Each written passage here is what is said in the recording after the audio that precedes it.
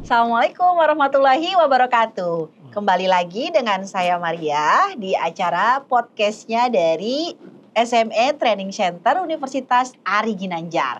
Oke, kemarin kita udah ngebahas nih tentang bisnis online ya. Jadi kalau di podcast yang pertama itu pembahasan kita itu adalah bagaimana caranya mengidentify produk yang akan kita jual. Terus kemudian kita memilihkan saluran media apa yang akan kita tentukan. Nah, hari ini kita akan lanjut kembali dengan konteks yang berbeda. So, saya perkenalkan dulu, hari ini kita udah kedatangan nih tamu, salah satu coach hebat nih ya. Boleh tepuk tangan dulu, yeay.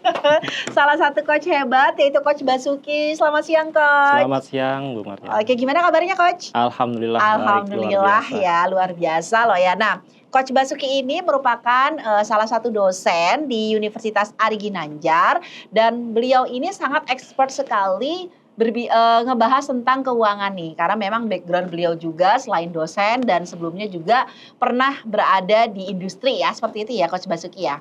Oke, Coach Basuki ya. Thank you so much Coach, hari ini udah ngobrol-ngobrol nih ya. Jadi kita hari ini ceritanya ya. Kita akan ngebahas nih Coach tentang UMKM. Nah, yang mau kita bahas hari ini adalah bagaimana sih sebenarnya UMKM itu dia bisa mengelola keuangannya. Atau mungkin kita bisa sampaikan kayak penting nggak sih Coach UMKM itu manage keuangannya dengan baik, itu penting nggak kira-kira Coach? Oke, kalau memanage keuangan itu penting sekali. Penting ya, oke. Ini kalau menurut riset Forbes tahun 2022 itu dari 10 UMKM di Indonesia ya, 8 itu di tahun kedua gugur. Wow. Ya, karena apa? Karena faktor kegagalan memaintain keuangannya. Jadi seseram itu ya, seram itu ya. Jadi kebayang ya. Jadi itu menurut research ya. Iya, riset dari Forbes ya. Forbes bahwa salah satu faktor kegagalan bisnis itu adalah salah ya, memaintain keuangannya. Oke, ini Pak Bas, ini menarik banget ya Pak Basuki ya. Kalau kita bicara nih Pak Bas nih ya, kita ngomong gini karena skup kita adalah UMKM ya Pak Bas ya. Kira-kira gini kan, kadang tuh datang dari latar belakang tuh yang berbeda-beda ya. Mungkin banyak sekali nih para pelaku yang ngejalankan bisnis itu secara konvensional nih, Coach Bas gitu ya. Yang mereka tuh kayak belum paham banget gitu loh, kayak aduh gimana caranya memisahkan uang pribadi, pencatatan dan segala macam gitu ya. Mungkin kita ngobrol dari mana dulu enak ini Pak Bas. Kalau tadi bicara dari penting keuangan sampai membuat bisnis menjadi collab ya. Kira-kira apa dulu nih Pak Bas? Coach Bas, sorry. Yang pertama itu yang penting konsisten kita mencatat laporan, membuat laporan itu harus penting banget, konsisten meskipun sederhana. Mungkin dulu waktu kalau kita ngeliat usaha warung misalnya gitu ya, itu kan terkadang suka bikin yang buku buku memo ya, yang pemasukan, pengeluaran. Setidaknya pertama itu dulu kita konsisten. Nah, kedepannya kita kan mulai belajar gitu ya. Setidaknya ketika kita sudah memahami pembukuan akuntansi misalnya, nah itu lebih bagus lagi. Gitu. Oke, jadi sebenarnya sederhananya nih kayak pertama kali nih kayak kita punya toko gitu ya, atau kita punya warung gitu ya, kita bikin setiap ada pembelian itu kita buatkan langsung dicatat ya. Minimal kayak dulu tuh ada zamannya kayak buku gede gitu nggak sih Coach Bas ya? Iya, apa tuh namanya, buku besar ya? Buku besar, buku folio. Buku folio ya, jadi kayak sesimpel itu ya gitu ya. Oke, jadi sesimpel itu dibuatnya gitu ya, sesuai dengan kemampuan para UMKM gitu ya. Yang penting adalah konsisten ya. Konsisten mencatat. Konsisten untuk mencatat ya. Oke. Selain itu apalagi nih Coach yang mungkin kayak ya itu tadi agar bisnis itu nggak collab, mungkin kita bisa bahas itu Coach dari sisi keuangannya. Setelah kita konsisten mencatat, perlu dipisahkan nih antara uang pribadi sama uang usaha. Nah, ini kan yang sering kejadian pelaku UMKM itu uang usaha juga dianggap uang pribadi. Padahal kalau kita udah paham pencatatan, kita bisa nih uang usaha ini kita anggap sebagai gaji. Kita ambil hak kita. Kita catat sebagai gaji, kan nggak masalah kan. Nah, yang jadi masalah ini UMKM ketika dapat revenue langsung diambil tanpa dicatat. Jadi menjadi masalah kan. Itu jadi masalah ya ternyata. Jadi itu tadi ketika semuanya dianggap revenue ya. Kan sebenarnya apa tuh konsepnya itu kan sebenarnya ada sales ya. Ada revenue, ada pendapatan ya gitu ya. Ada pendapatan, ada cost. Nah, ketika pemiliknya mau mengambil haknya, nah itu boleh kita anggap sebagai pengeluaran, apakah mau kita akuin sebagai gaji atau kita anggap sebagai prive. Prive itu ya hak modal kita nih yang kita ambil sebagian. Oke. Coba mungkin kayak Coach Bas bisa ngejelasin kayak sesederhana kayak UMKM gitu ya, harus paham banget nih dengan konsep yang namanya revenue atau sales ya. Terus kemudian namanya mungkin net profit gitu ya. Atau kemudian operational expense yang lain gitu. Menurut kayak Coach Bas itu kayak pemahaman itu minimal yang paling minimalis tuh kayak seperti apa sih yang harus dipahami oleh para usahawan ya, terutama dari kita bicara UMKM nih Om Bas. Oke, jadi kalau revenue itu kan hasil yang dia peroleh ya, pendapatan yang dia peroleh. Revenue itu ada dua macam, revenue yang dari core bisnisnya, ada juga revenue lain-lain. Itu yang di luar income-nya dia gitu. Nah, untuk biaya, kita harus bedakan nih, mana biaya operasi, mana biaya keuangan. Biaya operasi ini untuk aktivitas sehari-hari. Jadi dia selama usaha ini sehari usaha kos yang keluar apa aja sih, biaya bahan baku misalnya, biaya gaji misalnya. Nah itu kita anggap sebagai biaya operasional. Nah kalau biaya keuangan, misalnya dia ketika butuh permodalan melakukan peminjaman dengan bank, ada bunga. Nah itu kita catat sebagai biaya keuangan. Gitu. Setelah revenue dikurangin cost, kita dapat yang namanya profit. Gitu. Nah sebenarnya nih balik lagi nih ya, tadi kita menarik nih ya Coach Bas ya pembahasannya ya, jadi membuka pemahaman gitu ya terkait tentang kayak pos-pos nih yang harus pencatatan ya, ketika udah mulai mungkin kalau step to stepnya ya tadi Coach Bas menyampaikan nih, setidaknya kita konsisten aja gitu ya ketika kita membuat catatan atau pembukuan. Ketika mulai naik kelas lagi gitu kan ya, kita juga harus paham ya antara sales atau revenue dengan cost gitu ya, dengan net profit misalkan gitu ya Coach Bas ya.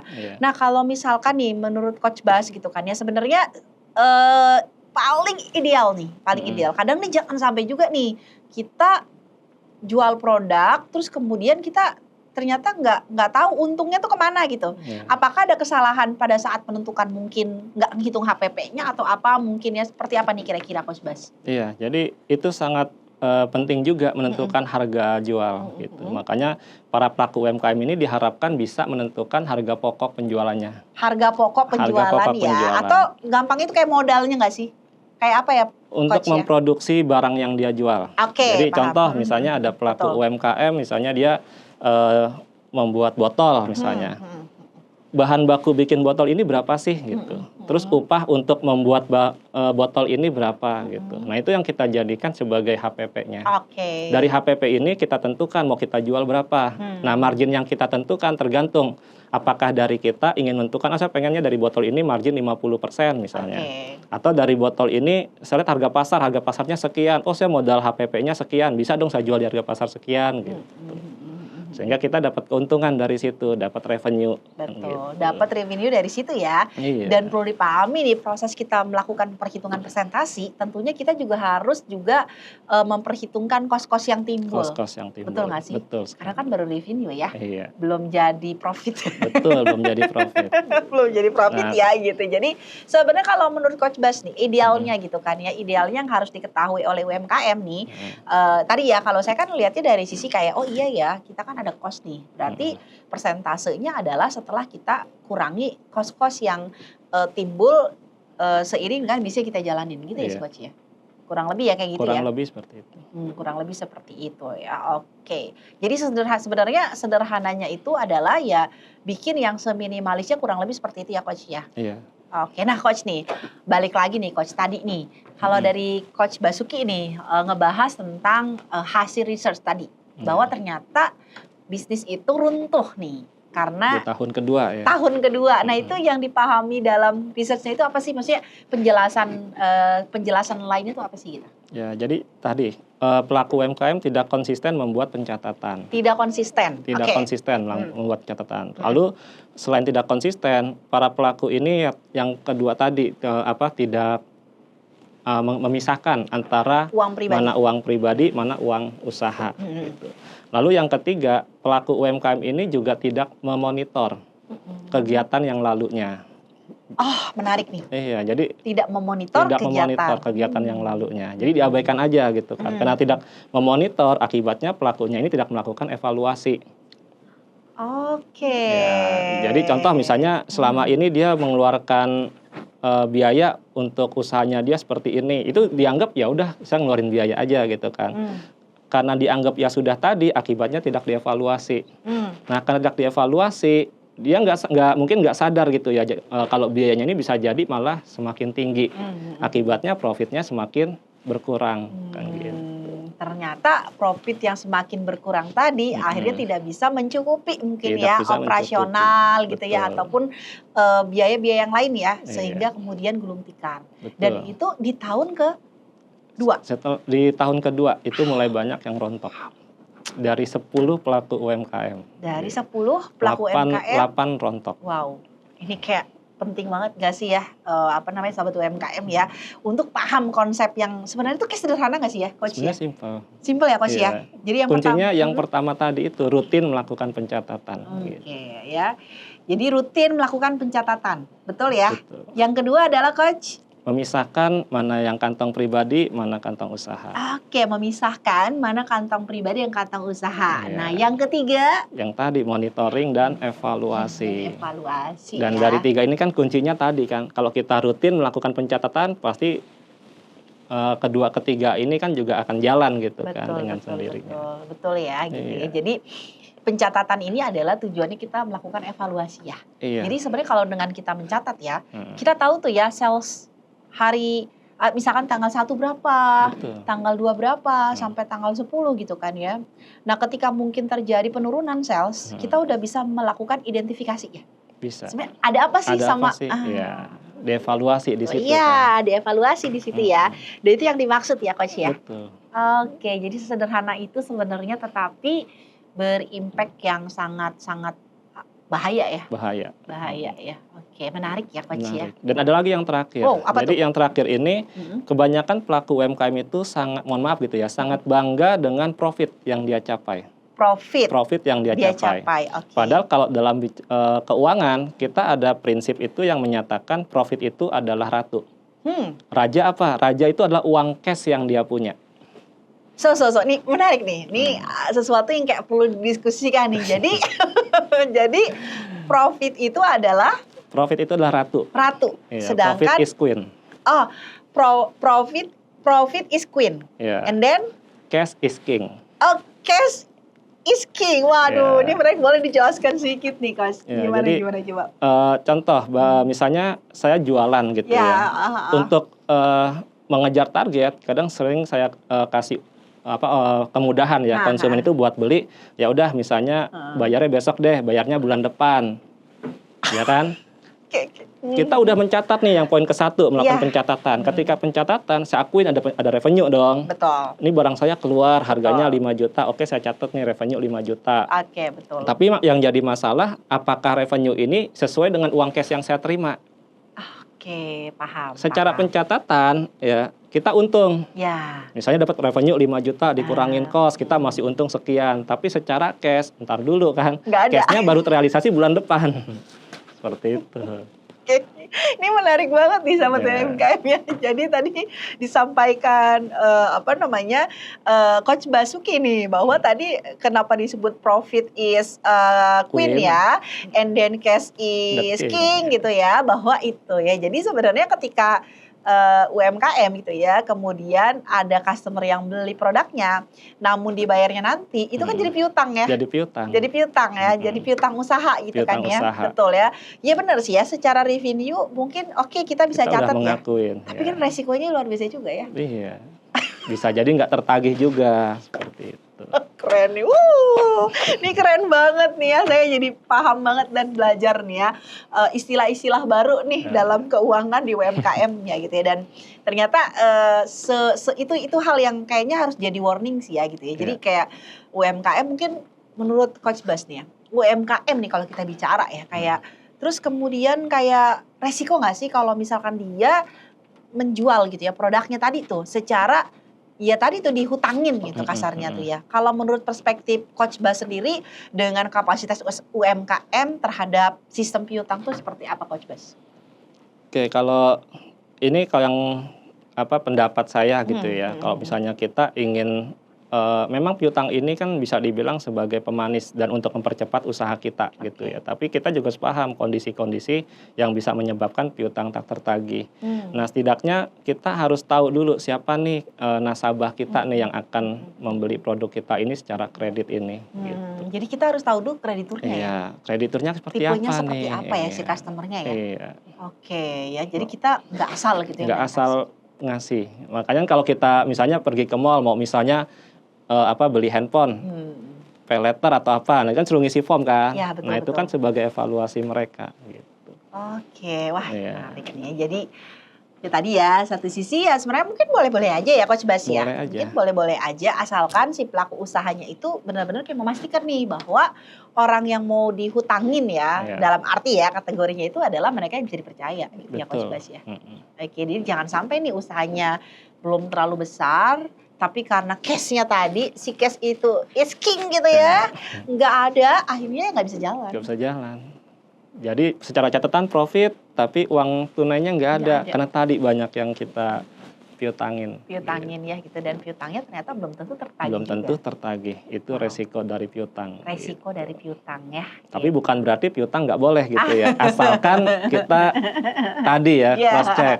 Makanya kalau misalnya perbankan, nah itu kan ada istilah 5C kan. Iya betul, ya 5C ini yang kita cek. Betul. 5C nih kayak saya pernah dengar tuh 5C yang isinya tuh kayak ada karakter ya. Karakter. Oke, itu sama lagi Coach Bas? Karakter, capacity, capability, collateral, dan kondisi. Nah tuh ya, jadi walaupun konsepnya kita nih ya UMKM nih, tapi ketika kita mau memberikan customer kita dengan sistem hutang usaha, kita harus juga memahami paket 5C ya. Anggap aja kita sebagai banker ya kasih. Betul. Ini penting banget ya gitu. Jadi ternyata wow ini menarik banget ya.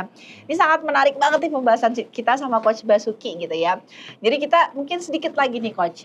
Jadi kalau misalkan nih selain tadi ya, selain hal yang tadi itu sebenarnya pentingnya UMKM untuk dia mengelola keuangan ya, atau dia melakukan pencatatan keuangan itu yang paling nanti pengaruhnya penting itu apa sih, Coach? Maksudnya gimana? Jadi pentingnya, maksudnya kayak kalau misalkan tadi nih kita bicara di konsisten dari ini kan, itu proses kita bagaimana kita merapikan, rutin melakukan pencatatan kan gitu ya. Selain itu kan nanti pasti mungkin kan bisnisnya akan semakin besar gitu. Betul. Ya. So apa yang akan maksudnya itu nanti fungsinya itu ada lagi kah ke depannya gitu? Jadi kalau misalnya awal-awal tadi ya, ketika kita membuat pencatatan mungkin yang tadi hanya pemasukan pengeluaran. Nah ketika usaha udah mulai besar kan nggak mungkin usaha kita kecil terus kan. Betul. Kita udah bisa mulai belajar ya. Kalau kita mengikuti asosiasi organisasi, misalnya pebisnis misalnya UMKM, saya ngikut HIPMI misalnya. Nah di HIPMI itu kan juga suka ada kayak semacam divisi yang sering sharing tentang keuangan. Nah di situ mereka juga akan mengajari misalnya pencatatan secara SAK etap, standar akuntansi keuangan entitas tanpa akuntan publik. Nah itu khusus pencatatan akuntansi buat UMKM. Wow. Kalau misalnya kita udah semakin besar lagi, kita udah berubah bentuk jadi PT misalnya, nah kita udah bisa lagi beralih ke standar akuntansi yang khusus untuk perusahaan publik misalnya. Jadi ya semakin besar usaha kita, ya kita juga harus sistem keuangannya juga harus dirapikan.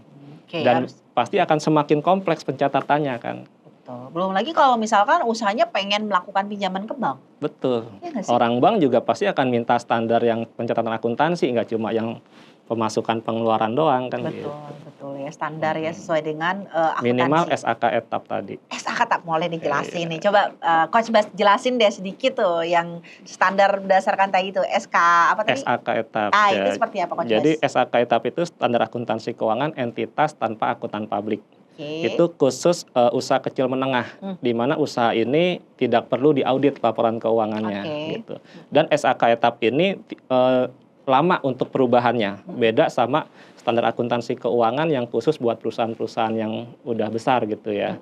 Kalau SAK yang konvensional, yang SAK istilahnya SAK AP ya, itu dia setiap tahun itu selalu ada perubahan-perubahan standar gitu. Ada revisi nomor sekian. Nah untuk SAK etap ini lama gitu perubahannya. Oke, wow. Kalau dijelaskan nggak cukup nih. Nggak cukup ya, kayaknya kita harus bikin podcast lanjutan ya. Kayaknya, aduh ini kayak penting banget ternyata ya. Jadi hari ini banyak sekali wawasan nih ya, wawasan-wawasan baru nih terutama buat sahabat atau teman-teman UMKM nih, bahwa penting sekali mengolah keuangan dalam bisnis UMKM ya. Tadi Coach Basuki sudah memaparkan banyak hal sekali, bahkan kita sampai dengar istilah profit is queen and then cash is king. Itu yang paling penting. Yang paling penting ya. Ini yang paling penting ya. Oke, ini paling penting. Oke, ini sahabat UMKM ya, atau teman-teman UMKM yang ada di luar sana gitu ya. Ini topik yang sangat menarik gitu ya. Namun mungkin nanti kita akan bahas lagi di podcast kita berikutnya ya Coach ya. Siap. Tapi mungkin nih teman-teman yang mau tahu lebih lanjut nih tentang konten-konten kita ataupun acara seminar kita, ini boleh banget nih langsung teman-teman nih untuk follow dulu nih Instagram kita. Ya, boleh follow Instagram namanya UAG Training Center ya. Jadi nanti silahkan langsung saja di follow, dan nanti sahabat-sahabat UMKM ini yang ada di rumah punya kesempatan untuk bisa mengikuti konten-konten yang akan kita buat next to next-nya gitu ya. Gitu ya Coach Bas ya. Oke Coach Bas, sebelum aku tutup ya, sebelum saya tutup nih ya, apa yang mau disampaikan untuk sahabat UMKM, boleh di kamera. Oke, baik para sobat-sobat UMKM, ya setelah kita berdiskusi tadi, ya harapannya semoga bisa dapat memberi insight. Yang pasti intinya lakukan dulu membuat pencatatan keuangan. Ya mungkin bagi pelaku UMKM yang merasa ini sulit, tapi belajar aja yang simpel-simpel tadi. Uang masuk, uang keluar, rutin kita catat. Sambil kedepannya kita belajar gitu. Dan sekarang juga udah zaman teknologi ya, itu juga sudah banyak aplikasi-aplikasi yang bisa mensupport seperti itu. Wow, tepuk tangan dong, keren banget nih ya. Oke, ini keren banget, thank you so much ya Coach Bas ya.